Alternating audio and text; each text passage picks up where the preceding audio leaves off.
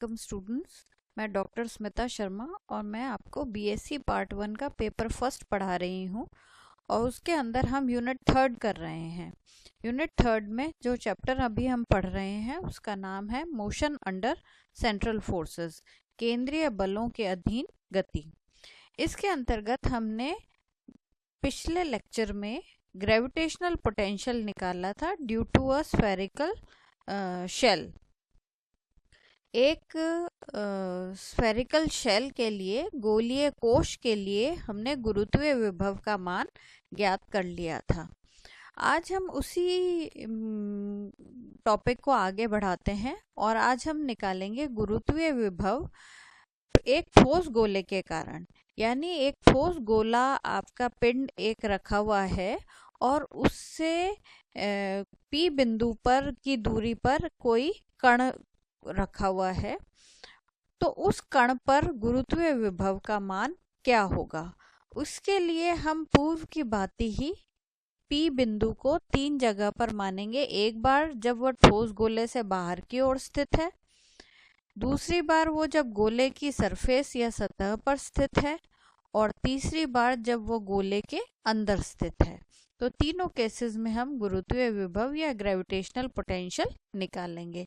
तो सबसे पहले हम इसके अंदर निकालेंगे gravitational potential at an external point, बाह्य बिंदु पर गुरुत्वीय विभव। यानी जब P बिंदु को हम किसी बाह्य गोले से बाहर के कोई बिंदु को P मानते हैं और उसकी दूरी जो इसका गोले का जो सेंटर है या केंद्र है उससे स्मॉल r दूरी पर वो स्थित है, जो कि स्मॉल r जो है वो कैपिटल R यानी गोले की त्रिज्या से काफ़ी बड़ा है।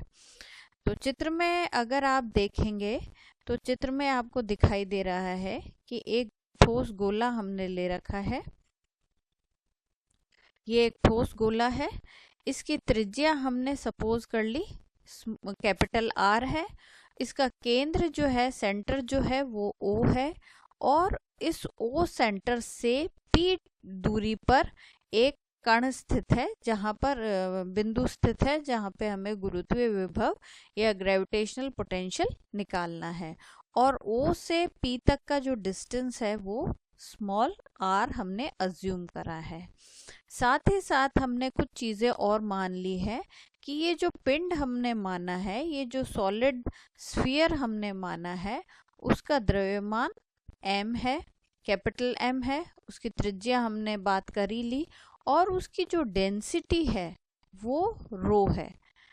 सॉलिड स्फीयर है इसलिए पूरा ही डेंस मतलब पूरा ही मास से भरा हुआ है। तो ये सारी चीज़ें अज्यूम करने के बाद हम सबसे पहले P बिंदु पर गुरुत्वीय विभव निकाल रहे हैं। तो इसके लिए अब देखिए, हमने इससे पहला जो लेक्चर पढ़ा था उसमें हमने गुरुत्वीय विभव निकाला था किसी गोलीय कोश के कारण।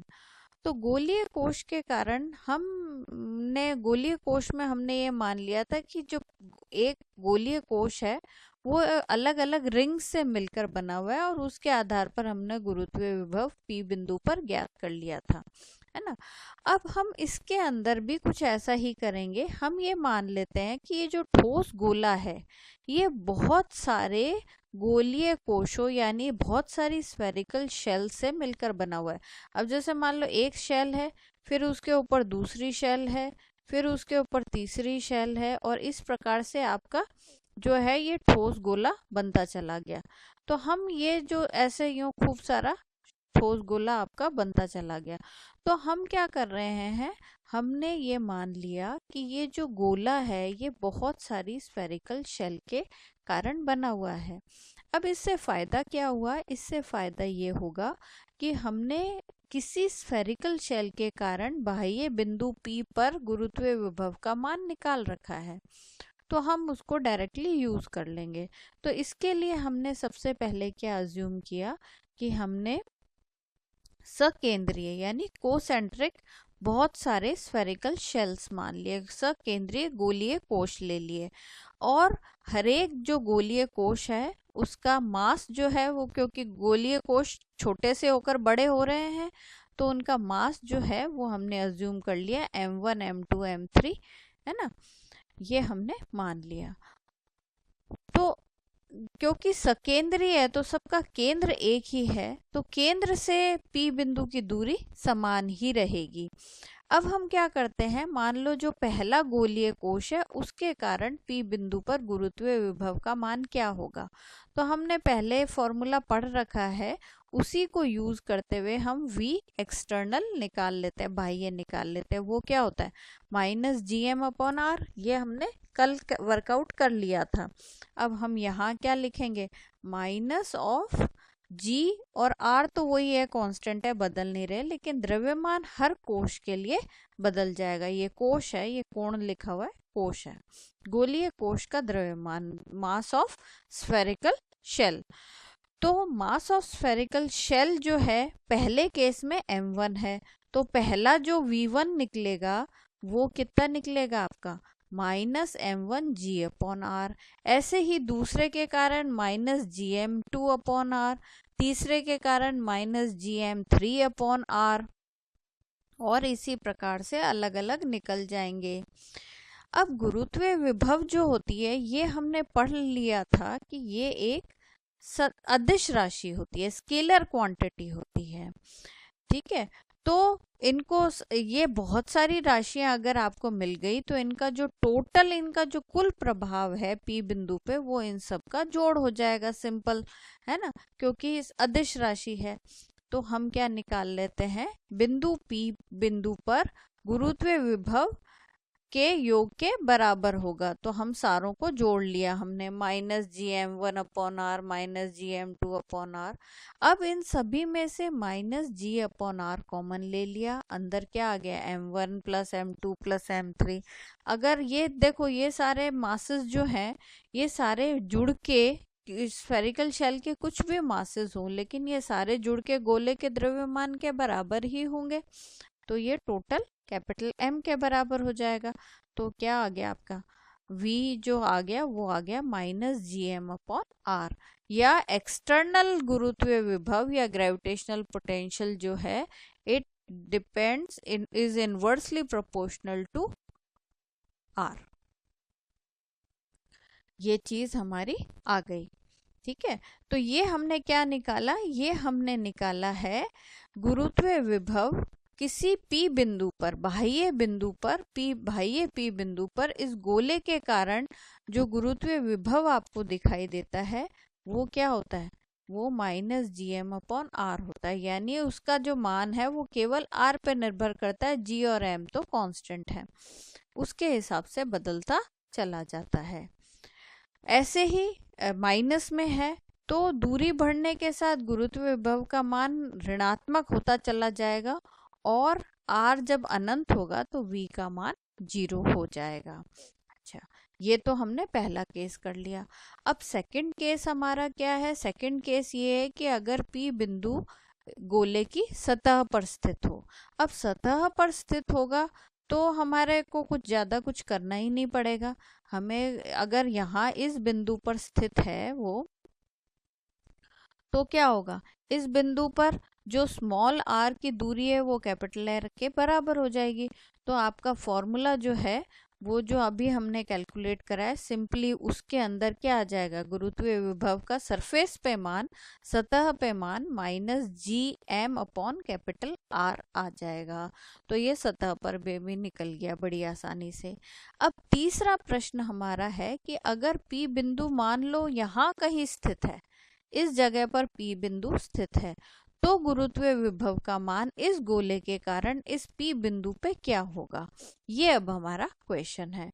तो अब हम इसको आगे ज्ञात करते हैं। तो अब इसके लिए हम ये इस डायग्राम को देखेंगे कि हमने क्या कर रखा है, ये हमारा गोला ले रखा है और यहाँ हमने एक P बिंदु इस जगह पर अज्यूम कर लिया। तो केंद्र से P की दूरी स्मॉल r है और स्मॉल r अब कैपिटल R की तुलना में छोटा हो गया है ना। अब हमारे को इस P बिंदु पे गुरुत्वीय विभव का मान ज्ञात करना है। तो इसके लिए हम क्या करेंगे, इसके लिए हम देखिए यहाँ तक तो ठोस गोला है ना, P बिंदु तक, तो यहाँ तक का तो गुरुत्वीय विभव असल में क्या होगा, अब गुरुत्वीय विभव जो निकलेगा वो P बिंदु के अंदर वाले क्षेत्र और बाहर वाले क्षेत्र के दोनों के जोड़ के बराबर होगा। तो अंदर वाले क्षेत्र के कारण जो गुरुत्वीय विभव है, ग्रेविटेशनल पोटेंशियल है, वो तो हम निकाल चुके हैं कि भाई अगर कोई बिंदु सरफेस पे है तो उसके कारण गुरुत्वीय विभव का मान क्या होता है, -gm अपॉन जो भी डिस्टेंस है, यहाँ पे डिस्टेंस r है। तो ये तो विभव इस छोटे से गोले के कारण तो निकल गया, लेकिन P बिंदु के बाहर भी तो ठोस गोले का कुछ हिस्सा बाकी है। तो इधर विभव निकालने के लिए हम क्या करते हैं, इसको फिर वापस वैसे ही कैलकुलेट करेंगे। हम ये मान लेते हैं कि ये जो बाह्य जो गोला है वो सारा का सारा कोसेंट्रिक स्फेरिकल शेल से मिलकर बना हुआ है, यानी सकेंद्रीय गोलीय कोशों से मिलकर बना हुआ है। और हर एक गोलीय कोश के कारण हम विभव निकालेंगे, उन सारों को जोड़ लेंगे और उसका जोड़ हम ये वाले P बिंदु के नहीं, जो आंतरिक गोले का जो भाग है, इंटरनल जो गोला है, उसके विभव के साथ जोड़ देंगे तो टोटल हमारा विभव या पोटेंशियल निकल जाएगा। ठीक है, तो सबसे पहले हम क्या कर रहे हैं, P बिंदु पर R त्रिज्या वाले आंतरिक ठोस गोले के पृष्ठ पर और बाह्य गोलीय कोशों के अंदर स्थित होगा। तो अब हम इसके अंदर पहले इस ठोस गोले के कारण विभव निकाल लेते हैं। ये हमारा बड़ा सिंपल सा है, तो हमारा कैसे निकलेगा, हमारा निकलेगा ये -gm अपॉन r। अब यहाँ सिर्फ आपको ध्यान ये देना है कि m जो है वो किस गोले का द्रव्यमान है, इस छोटे से गोले का द्रव्यमान है। तो इस छोटे से गोले का द्रव्यमान कितना होगा, इसके लिए अब हमारा घनत्व काम में आएगा। हमें पता है द्रव्यमान जो होता है वो आयतन इंटू घनत्व होता है, mass is equal to volume into density.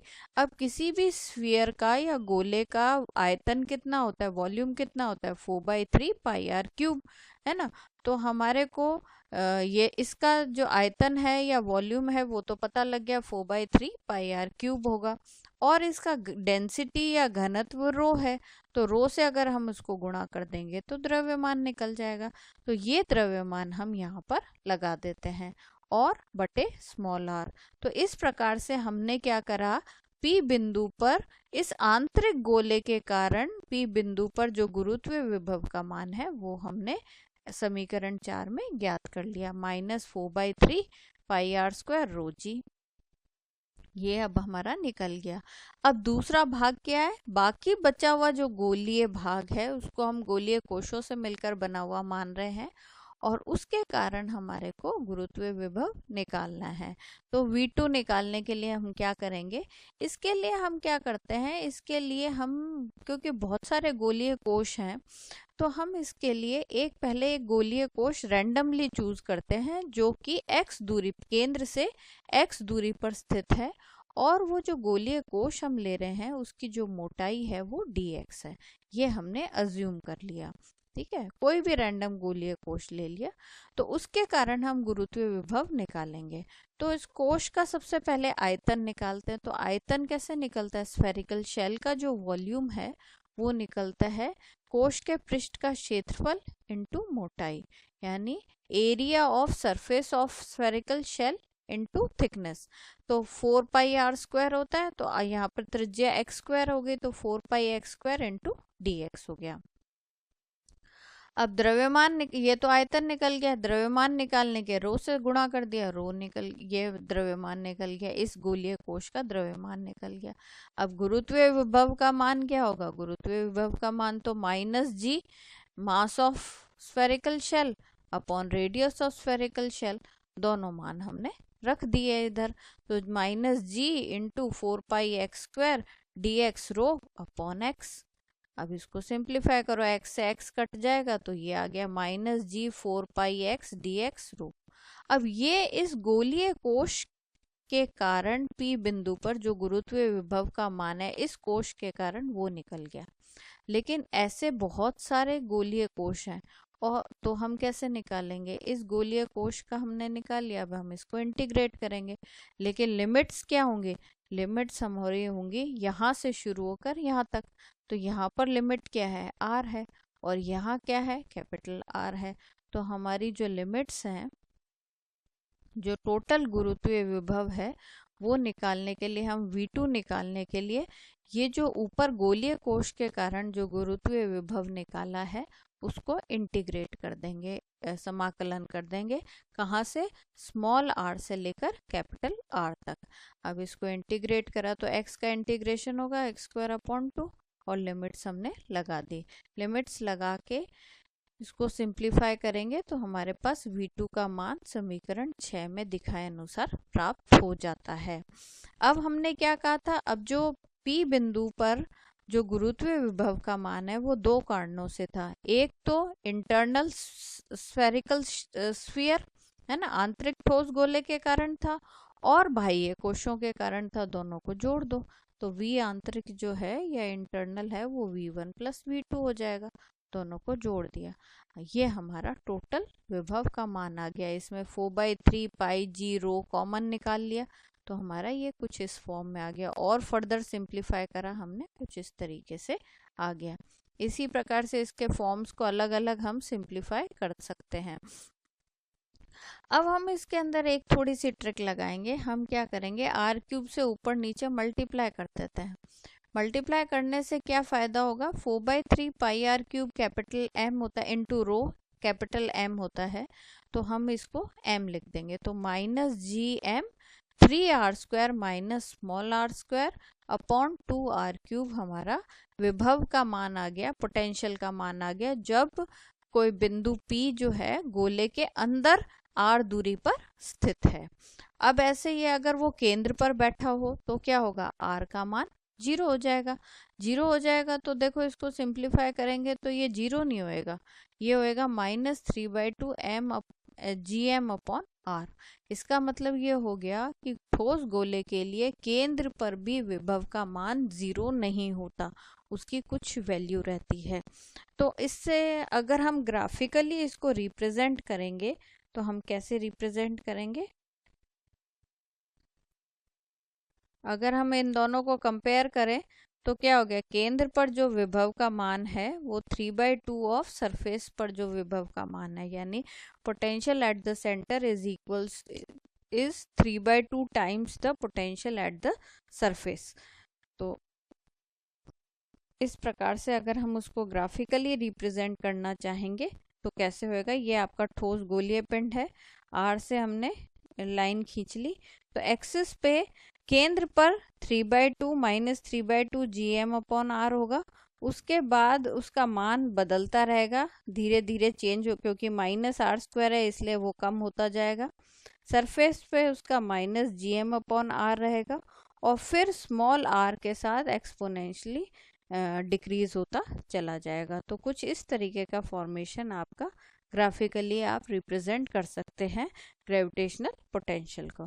तो हमने ये क्या ज्ञात किया, अभी हमने एक ठोस गोले के कारण किसी बिंदु पर गुरुत्वीय विभव कैसे निकाला जाता है और उसका क्या मान होता है, और वो किस तरीके से जब बिंदु P को अलग अलग जगह पर खिसकाया जाता है तो इसमें जो गुरुत्वीय विभव है या ग्रेविटेशनल पोटेंशियल है उसमें कैसे परिवर्तन आता है, ये इसका हमने अध्ययन कर लिया। चलिए अब हम इसके अंदर एक नई चीज़ पढ़ेंगे, वो है हमारी ग्रेविटेशनल पोटेंशियल एनर्जी। आप सभी इससे फेमिलियर हैं, लेकिन हम इसको दोबारा से एक बार पढ़ेंगे। गुरुत्वीय क्षेत्र में किसी कण की स्थितिज ऊर्जा को उसकी गुरुत्वीय स्थितिज ऊर्जा कहते हैं। अब क्या हो गया, gravitational potential energy is the potential energy of the particle when it is situated in the gravitational field. और उसका मान क्या होगा, उसका मान वही गुरुत्वीय विभव का जो मान होता है उसी प्रकार से होगा। इसका मान उस कार्य के बराबर होता है जो उस कण को एक निर्देश स्थिति से वर्तमान स्थिति में लाने में किया जाता है। तो इसका मतलब क्या होगा, it is equal to the work done in bringing that particle from a reference point to the present position inside the gravitational field. अगर उसको अनंत दूरी से लेकर आए तो स्थितिज ऊर्जा का जो पोटेंशियल एनर्जी एट इन्फिनिटी हम ज़ीरो मान सकते हैं। तो उससे हम क्या होगा, पर्टिकुलर पॉइंट पर लेकर आएंगे तो उसका पोटेंशियल एनर्जी निकल जाएगी। इस प्रकार यदि किसी द्रव्यमान m के पिंड के से r दूरी पर स्मॉल m द्रव्यमान का एक कण स्थित है तो उसकी स्थितिज ऊर्जा होगी u r दूरी पर स्थित है। वर्क डन इन ब्रिंकिंग, मतलब कोई भी पार्टिकल को अनंत से r दूरी तक लाने में किया गया कार्य प्लस u पर जो पोटेंशियल एनर्जी है। अब u पर जो पोटेंशियल एनर्जी है वो ज़ीरो होती है, तो इसलिए जो पोटेंशियल एनर्जी इस पार्टिकल की होगी वो उसको अनंत से इस स्मॉल r डिस्टेंस तक लाने में जितना उसको काम करना पड़ता है वो उसकी पोटेंशियल एनर्जी हो जाती है।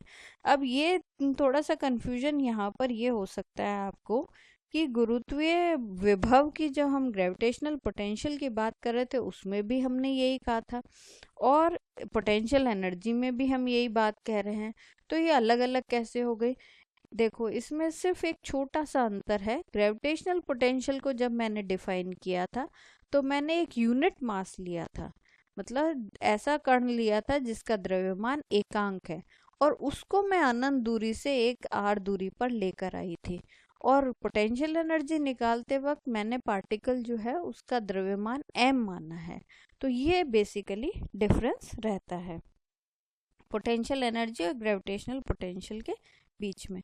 तो इसके लिए वर्क डन फॉर्मूला क्या होता है, एफ डी एक्स होता है, उसका इंटीग्रेशन कर देते हैं इन्फिनिटी से स्मॉल r तक। तो अब हमारे को एफ आर का मान मालूम है -gmm/r²। न्यूटन के नियम के अनुसार माइनस साइन है क्योंकि वो अट्रैक्टिव फोर्स है, तो हम ये प्लेस कर देते हैं। प्लेस करने के बाद आपको इंटीग्रेट करना पड़ेगा। इंटीग्रेशन करने के बाद पोटेंशियल एनर्जी का जो मान प्राप्त होता है वो आता है -gmm/r। ये हमारा क्या आ गया, गुरुत्वीय स्थितिज ऊर्जा का मान आ गया।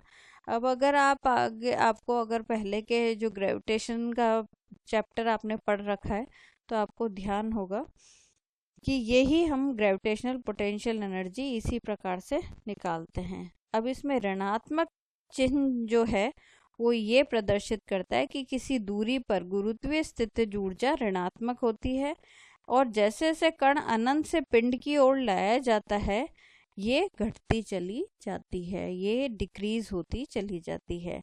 अब ये तो potential energy from infinite distance हो गया। अब दो कण हैं जिनके द्रव्यमान m1 और m2 है और उन दोनों के बीच की दूरी स्मॉल r है, तो गुरुत्वाकर्षण बल तो ये होता है -gm1m2/r²। आर कैप वो अगर वेक्टर नोटेशन में लिखेंगे तो ऐसी स्थिति में गुरुत्वीय स्थितिज ऊर्जा क्या होगी। अब क्योंकि गुरुत्वीय बल संरक्षी होता है तो गुरुत्वीय स्थितिज ऊर्जा का जो मान है वो हमारा F बराबर -ग्रेड U के बराबर होता है। और U ग्रेड जो है ये इसलिए हो गया क्योंकि F जो है वो केवल R का फलन हो गया, तो हम इसको लिख सकते हैं -du/dr, है ना। और f का मान अगर हम रख देते हैं अगर और वेक्टर नोटेशंस को ड्रॉप करें तो gm1m2/r² बराबर du/dr या du बराबर gm1m2r² इंटू dr। अब दोनों कणों के जो गुरुत्वीय स्थितिज ऊर्जा का मान ज्ञात करना है उसके लिए हम कोई एक रेफरेंस पॉइंट ले लेते हैं जिसको हम इन्फिनिटी कह देते हैं। तो हम du को इंटीग्रेट करेंगे 0 to u और इसको इंटीग्रेट करेंगे इन्फिनिटी टू r। इंटीग्रेट कर देते हैं। इंटीग्रेट करने के बाद आपके पास क्या आ गया, u बराबर -gm1m2/r, लिमिट्स लगाएंगे तो -gm1m2/r प्राप्त होता है। तो ये हमने क्या निकाला है, ये हमने निकाला है ग्रेविटेशनल पोटेंशियल एनर्जी, यानी potential energy of a particle when it is in surrounded by a gravitational field. तो गुरुत्वीय स्थितिज ऊर्जा जो है वो किसी कण की स्थितिज ऊर्जा होती है जब वह कण किसी गुरुत्वीय क्षेत्र के अधीन रखा हुआ है। तो ये हमने ज्ञात कर लिया। अब हम इसके अंदर एक चीज़ और इंटरेस्टिंग करेंगे, वो है हमारी gravitational self energy of a body. और ये बड़ी इम्पॉर्टेंट है, क्योंकि यूनिवर्स में सारे सूरज, चांद, तारे, प्लैनेट्स जो भी हमारे बने हैं वो इस नियम को, ग्रेविटेशनल सेल्फ एनर्जी के आधार पर ही बने हैं। तो ये हम इसका लास्ट टॉपिक है जो हम नेक्स्ट लेक्चर में करेंगे। धन्यवाद।